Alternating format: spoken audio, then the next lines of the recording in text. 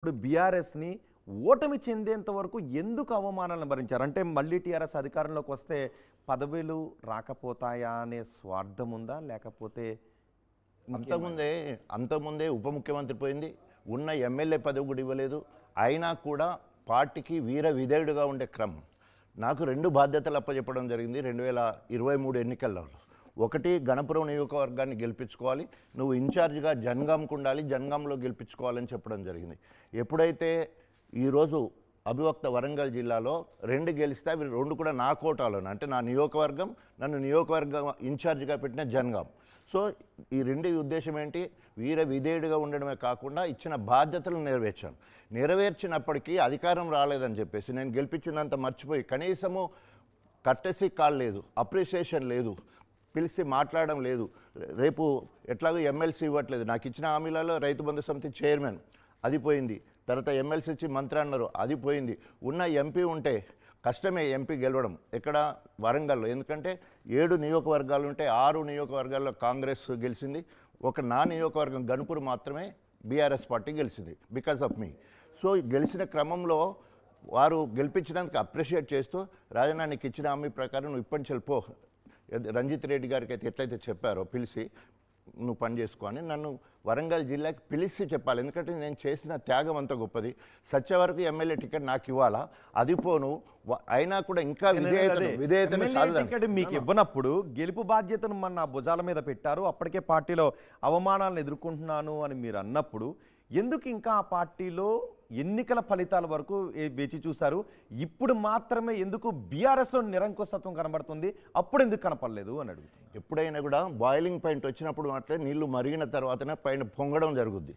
So స్టార్టింగ్నే మంట పెట్టగానే నీళ్లు పొంగవు. సో నేను అక్కడ త్యాగం చేసిపోయిన పార్టీ, నాయకుని గొప్పగా ఎత్తుకున్న పార్టీ, అనేక అవమానాలు ఇలా మనం మీరు పొందిన అవమానం ఏంటి? బీఆర్ఎస్లో మీరు పొందిన అవమానం ఏంటి? ముఖ్యమంత్రిగా ఉప ముఖ్యమంత్రిగా తీసేయడం అనేది పెద్ద అవమానం కదా. 2014లో మీరు తొలి ఉప ముఖ్యమంత్రిగా గెలిచిన కొన్నాళ్ళ తర్వాత తీసేశారు. అవమానం అని అప్పుడు ఎందుకు అనిపించలేదు? మళ్ళీ అంతకంటే ముందు కాళోజీ హెల్త్ యూనివర్సిటీ అడిగే క్రమంలో కూడా ఒక పెద్ద అవమానం జరిగింది. వాళ్ళు దగ్గర పెట్టుకొని మాట్లాడాలన్నప్పుడు తెల్లారి వరకు కడియం కేసీఆర్ గారి విగ్రహాలు ఏమంటారు దిష్టి బొమ్మలు 230 దిష్టి బొమ్మలు తగలబడ్డాయి. సో అయినా కూడా ఓపికతో ఒక పార్టీలో ఉన్నప్పుడు కేసీఆర్ సీఎం అంటే క్యాబినెట్కు తండ్రి లాంటి వాడు. సో మంత్రులందరూ కూడా బిళ్ళల లాంటి వాళ్ళు. సో కాబట్టి కోడిగుడ్డు మీద ఎంటుకలు పిక్కే ప్రయత్నం చేయొద్దు. ఇప్పుడే ఏర్పడ్డ తెలంగాణలో మనము విచ్ఛిన్నకర శక్తులో, లేకపోతే మనం విడిపోవడమో, లేకపోతే పక్కగా ఏది ఉంటే మళ్ళీ గొడవలు మొదలవుతాయి, దళిత ఉద్యమం మొదలవుతుంది, బహుజనులందరూ ఒక్కటవుతారనే బాధతోటి ఆనాడు ఆ మచ్చన మీద రావద్దు అని చెప్పేసి ఆనాడు మరి సర్దుకుపోవాల్సి వచ్చింది. ఎందుకు తొలి ఉప ముఖ్యమంత్రిగా బాధ్యతలు మీకు ఇచ్చి ఆ గౌరవాన్ని ఇచ్చి కొద్ది కాలంలోనే ఎందుకు తప్పించాల్సి వచ్చింది? మేకైతారని. చెట్టుకు కాయలు బాగుండేది ఉంటే దెబ్బలు బాగా తగులుతాయి. డే 1 నుండి నా పదవి జనవరి 25వ తారీఖు వరకు 24 గంటలలో 18 నుండి 20 గంటలు పనిచేసే తత్వం. పిల్లల డాక్టర్గా జాతీయ అవార్డు పొందిన నాకు డే అండ్ నైట్ ప్రాక్టీస్ చేయడం అలవాటు. I want to get identified. నా లక్ష్యం ఎప్పుడు కూడా ఎంతమంది ఉన్నా కూడా నేను గుర్తింపు పొందాలనే ఆలోచన.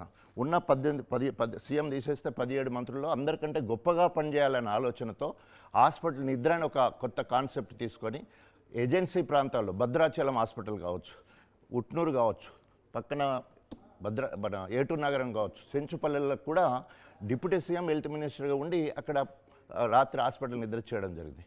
సో ఇవన్నీ చూస్తుంటే మేకైతారు. ఎందుకంటే దళితుడిని ముఖ్యమంత్రి అన్నాం.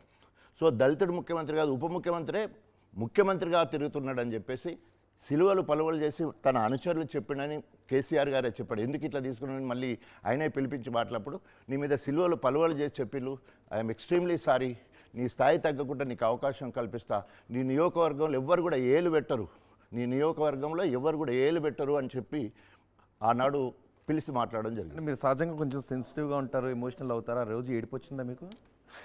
ఎవరికి రాదు ఏడుపు, మీకు మాత్రం రాదా? అట్లాంటి సంఘటన ఓ ఉప ముఖ్యమంత్రి అనేది మంచి పని చేస్తున్నందుకు, అది చెడగొట్టినందుకు కాదు, బాగా పని చేస్తున్నావు, ముఖ్యమంత్రికి మించినట్టు పని చేస్తున్నావు. నువ్వు ఉప ముఖ్యమంత్రి అయినా కూడా central intelligence has given a report regarding me. ఆ రోజు ఇచ్చిన నాకు బీజేపీ ఎమ్మెల్యేలు చెప్పింది, వాళ్ళు బీజేపీ ప్రభుత్వం ఉంది కదా, so so central intelligence report ఏంటంటే 2-3 నెలల్లోనే డాక్టర్ రాజయ్య డిప్యూటీ సీఎం కంటే సీఎం లాగా తిరుగుతూ ఉన్నాడు. అందరికంటే ఫస్ట్ హెలికాప్టర్ కూడా వాడుకున్నాడు. తర్వాత అనేక రకాలుగా ప్రజల్లోకి వెళ్ళిపోతున్నాడు, చొచ్చుకొని వెళ్ళిపోతూ ఉన్నాడు. ఎవరు కూడా మిమ్మల్ని ముఖ్యమంత్రిగా చూడట్లేదు. ఎందుకంటే వారు సీఎంగా ఉన్నారు, ఇంట్లో మాత్రమే ఉంటున్నారు, బయటకు వెళ్ళట్లేదు. నేను ఉప ముఖ్యమంత్రిగా పైసా లేకుండా నేను చెప్పాను, I to get identified. Deputy సీఎంగా కాదు, ఒక రాజకీయ నాయకుడిగా, ఒక దళిత నాయకుడిగా, ఒక డాక్టర్గా ప్రజల్లోకి వెళ్ళడం తప్పు కాదు కదా. నేను అక్కడ పోయినప్పుడు మీరే చెప్పారు కదా, కేసీఆర్ గారిని ఏమనేది దేవుడు, ఇంద్రుడు, చంద్రుడు, దేవేంద్రుడు, తర్వాత యేసు ప్రభుతో పోల్చి కూడా మాట్లాడడం జరిగింది. అక్కడ తప్పట్లే. కానీ ఆయనకి ఇచ్చిన ఇంటెలిజెన్స్ రిపోర్ట్ ఏమని ఉన్నది, ఆ ఇంటెలిజెన్స్ రిపోర్ట్లో నీకంటే ఎక్కువ ఆయన తిరుగుతున్నాడు, ఎప్పుడో ఏకమేకైతే నువ్వు చదువుకుంటే మంచిగా ఉంటుందని చెప్పిందంట. కేసీఆర్ గారు మీకు భయపడ్డారంటారా? అంటే మీరు ముఖ్యమంత్రి పదవికి